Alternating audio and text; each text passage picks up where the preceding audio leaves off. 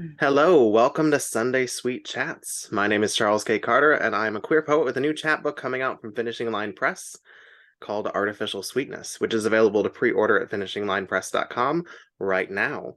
But that's enough about me. Let's talk about our sweet guest today and discuss some poetry. Hello, Lisa. Can you introduce yourself to our audience? Hi everyone. Thank you so much, Charles. I'm so happy to be doing this with you.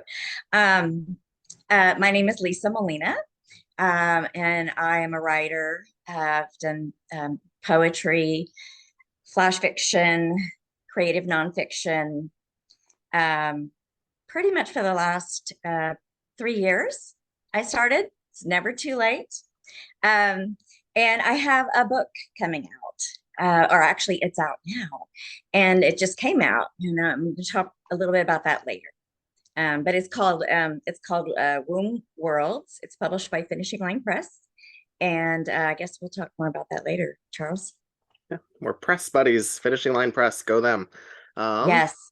So, since the name of my forthcoming chapbook and these little talks are all about being sweet and sweetness, what's your favorite candy or sweet treat? What satisfies your sweet tooth?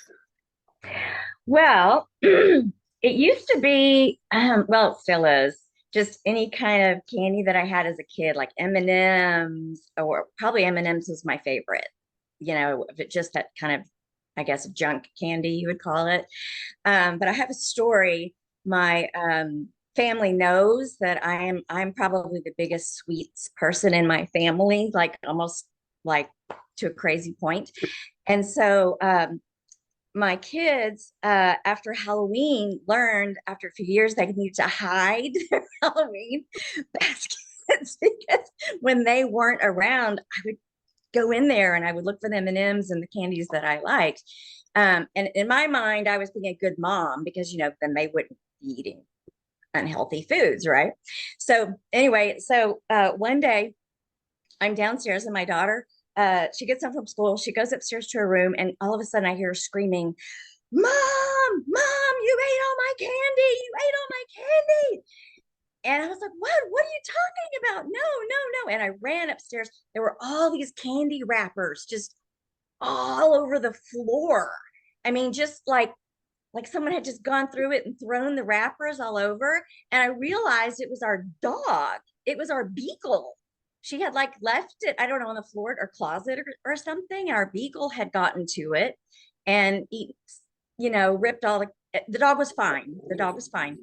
Um, but anyway, I she almost didn't believe me. I had to really convince her, no, I didn't. If I did this, I would not leave the wrappers all over the floor. I would throw the wrappers away. So it was the dog. So anyway, that's my story. So since then, I've gotten better. I've wanted to be healthier. Plus, my kids don't trick or treat anymore. But so this is the candy that I wanted to talk about today. This is called Divine Chocolate. The brand name is Divine, and it's fair trade. And I have a friend who a few years ago was doing a lot of social justice work uh, about fair trade, and she actually got to go to Ghana, where where the cocoa farmers actually live in this village in Ghana, and she got to see like how it changed their lives, how like they had built schools, they had better water supply. And then the woman came over, the woman from Ghana who lived in Ghana, she came over with my friend, and I got to meet her in person. And it was just amazing because I actually got to talk with her about how it's changed her life because they get a living wage. It's a cooperative. They get a say in how everything is done. They get a percentage of the profits. So anyway, anytime you can buy fair trade, it's good. But this is my favorite, Divine, because I met the woman who lives there. Anyway, That's awesome. That's cool. okay. Yeah, a couple things with that though that kind of made me think of is like you having a sweet tooth in your family. Like that's definitely me, and I know like my mother growing up the same way. Um, but I know people who don't have those sweet teeth, and it's weird. My husband, like, he likes his sweets, but like he can let something sit on the counter for a week, and like that's not me. I'm like, that's dangerous. You can't do that. You have to hide it then. And Exactly. I have a brother who does not like chocolate, and that is disturbing to me. My husband is not a sweets person either. Weird. And I don't get it. And like when he buys sweets, and they're left on the counter and they're gone the next day, he gets upset. I'm like, we've been married 32 years. You should know this by now. So I know it's weird, isn't it? Oh I, well. I have actually two dog chocolate stories too. Um, Oh, my okay. my grandma has a dog had a dog who passed away a few years ago of old age. It's a basset hound, and he would get into anything that was left out. Mhm. So yeah, there was times he would eat like bags of Easter candy she had sitting around. Um, but I think it was milk chocolate, and he was a bigger dog, so I don't think it like negatively impacted him. But Yeah. you just couldn't trust it. I remember like once my cousin was so excited for some sort of chocolate blizzard at Dairy Queen, and she put it on the table in the kitchen and went to the bathroom quick. And by the time she came out, the dog had got it down and ate it all. But he was always fine. He never had issues. My little dog that you can maybe hear barking, when she was a year or so old, I had left about a half a bar of really dark chocolate, and she had a Uh-huh. major reaction. So just if you have little Right. dogs, and the darker the chocolate, the worse it is. Right. I Right. found out like a teaspoon of um, oil right away can help induce vomiting, because the longer Okay. you let that sit, like it was crazy. We didn't Yeah, I realize know it it right does. away, and she was like super jittery and like Oh. high energy. And by the time we had figured it out and called the vet, they're like, it's too late to induce vomiting, so it just kind of had to run its course. But Oh, scary. wow.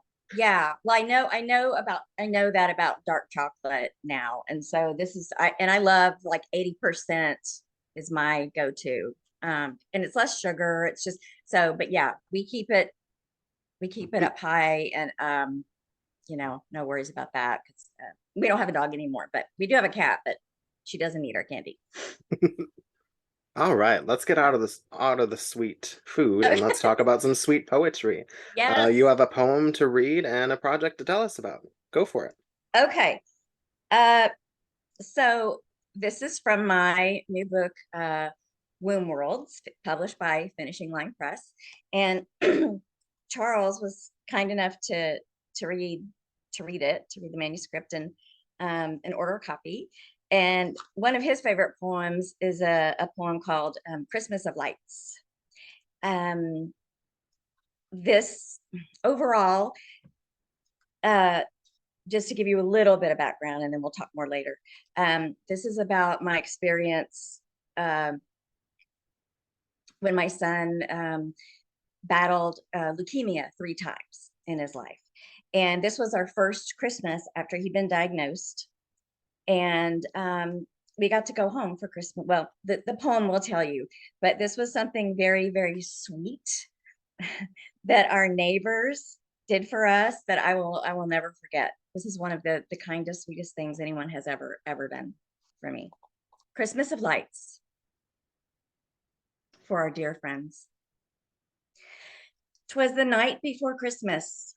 Our 3-year-old cancer fighter in Superman pajamas hanging on to life by a thread. Will it hold? Untethered from IV pumps on the pediatric cancer floor, allowed to go home one night only.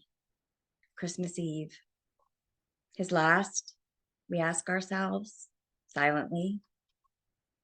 Snake-like tubes still protruding from his chest, so I may connect the IV bag hanging over his bed. Will he dream of sugar plums dancing in his now bald head? Wishing Santa will bring more trains for his set and perhaps superheroes, Batman, Superman. While St. Nick is packing his sleigh full of toys, we pack up our car full of medical supplies.